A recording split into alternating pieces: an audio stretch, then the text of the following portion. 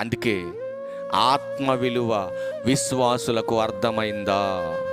ఆత్మ ఉన్నదని, ఆత్మ దేవుడిచ్చాడని, ఆత్మీయంగా నేను బ్రతకాలని, ఆత్మకు కావలసినటువంటి మహాజ్ఞానాన్ని ఇక్కడ సంపాదించాలని, ఆత్మకు కావలసినటువంటి సంపాదన ఇక్కడ సంపాదిస్తేనే పరలోకంలో మనకు ప్రవేశం దొరుకుతుందన్న ఆలోచన లేకుండా భూమి మీద బ్రతికినంత కాలం నీకు ఇచ్చినటువంటి ఆయుష్ను నీకు నచ్చినట్టుగా బ్రతికి నువ్వు చస్తే నీకు పరలోకం ఎవ్వడగాక ఎవడో.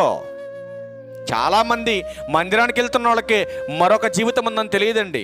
ప్రతినిత్యము నీ చుట్టూ ఉన్నటువంటి ఎన్నో గింజలు నేలలో పడుతున్నాయి, 5వ రోజు వస్తున్నాయి, 6వ రోజు నూతనమైన మొలక బయటకు వచ్చి మరొక జీవితం ఉందని ప్రతినిత్యం నీ కళ్ళకు కట్టినట్టుగా ఈ ప్రకృతి నేర్పిస్తుంది మహాజ్ఞానం. అయినా మనిషికి ఆలోచన లేదు, మనిషికి జ్ఞానం లేదు. సకల జీవరాశులకు ఉన్నటువంటి జ్ఞానం మనిషికి లేకుండా ఎందుకు పోతుంది? కానీ వాటికంటే అధికమైన జ్ఞానం దేవుడు నీకు ఇచ్చాడే. మహాజ్ఞానాన్ని దేవుని గ్రంథంలోంచి నీకు నేర్పిస్తున్నాడే.